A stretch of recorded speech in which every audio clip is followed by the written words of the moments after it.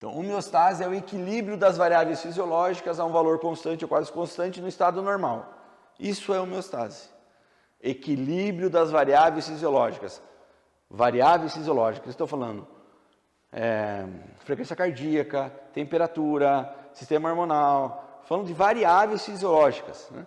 Respiratórias, assim por diante. A um valor constante ou quase constante. Então, se eu medir a minha frequência cardíaca agora, vamos imaginar que eu estava deitado e tal, vocês vão ver que a minha frequência cardíaca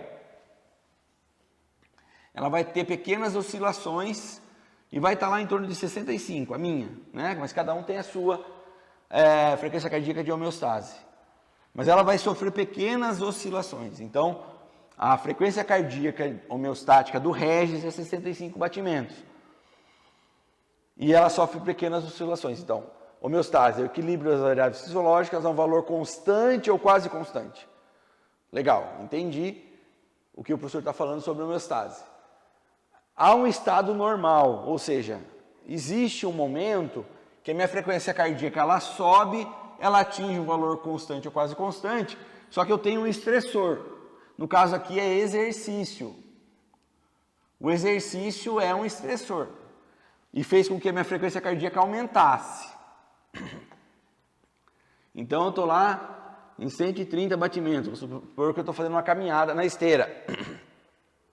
Então eu subi de 65 para 130 batimentos. Esse momento aqui eu chamo de homeostase. E esse momento aqui eu chamo de estado estável. Estado estável. Então, existe um equilíbrio da variável fisiológica a um valor constante ou quase constante. Existe o equilíbrio da variável fisiológica a um valor quase constante ou quase constante. Tanto aqui quanto aqui. Só que em homeostase eu estou no estado normal. Aqui eu não estou no meu estado normal. Então a diferença entre homeostase e estado estável é que um é o estado normal e o outro eu não estou no meu estado normal. Tem um estressor aqui.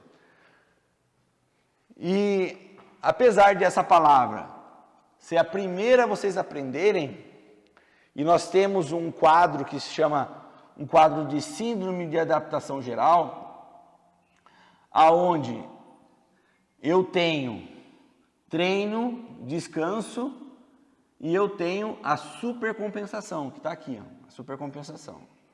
Isso aqui é o gráfico de síndrome de adaptação geral, que é que norteia a educação física. Se eu pensar que o treino tirou esse cara da homeostase, o descanso, a alimentação me trouxeram a um estado de supercompensação, isso está bem claro na mente de vocês. Só que a pergunta que eu faço é a seguinte: cansar uma pessoa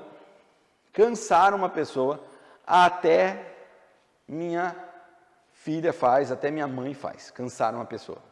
Ou seja, tirar uma pessoa do processo homeostático é fácil. Qualquer um faz. Eu só preciso saber o que você quer com esse cansaço. Então, se nós pensássemos vamos colocar aqui 600 calorias. 600 calorias. Se eu fizer um treinamento funcional,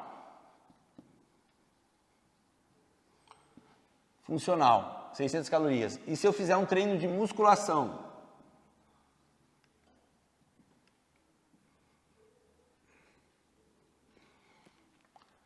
(600 calorias. Quando eu falo em peito, vamos imaginar que esse treino de musculação foi de peito, ombro e tríceps. Peito, ombro e tríceps. Dan, alguém está fazendo pergunta? Não, mas está aberto, está vazando. Ele perguntou aqui o que seria essa supercompensação.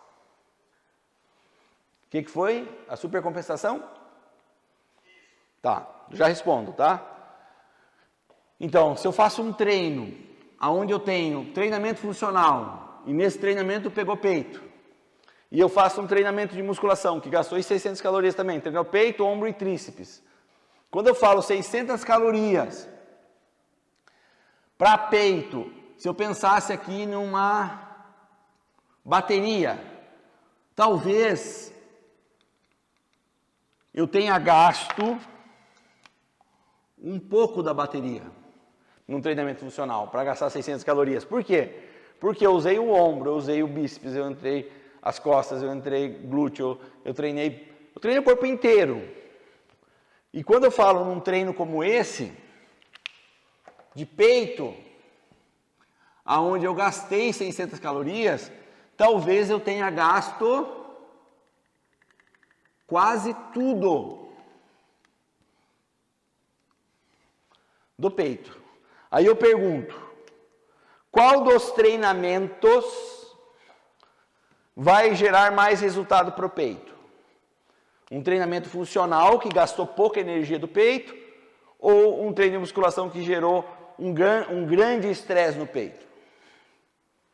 Vocês concordam que vai ser esse exercício aqui que vai trazer a hipertrofia desejada para o peito? Concordam, né? Por quê? Porque aqui eu tive um distúrbio homeostático pequeno. Aqui eu já tive um distúrbio homeostático maior. Só que eu estou falando em 600 calorias. Então, 600 calorias treinando o corpo inteiro é uma coisa. 600 calorias treinando parte do corpo é coisas completamente diferentes. Então, aonde eu quero chegar? E a pergunta do colega ali que abriu o microfone é isso, né?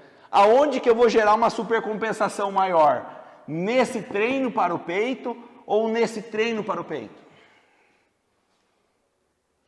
Então, se a gente pegasse aqui o gráfico de síndrome de adaptação geral, eu estabeleço um treino, aonde eu gerei um treino, um descanso, uma supercompensação. No caso, a supercompensação aqui é hipertrofia. Supercompensação significa hipertrofia. Então, eu gerei um resultado melhor do que como eu estava antes para o peito no treinamento funcional. E quando eu coloco um treino como aquele, eu treinei, eu descansei e supercompensei. Quer dizer, aonde que eu vou estar com um estresse maior? Então vejam, se eu tenho um distúrbio homeostático maior,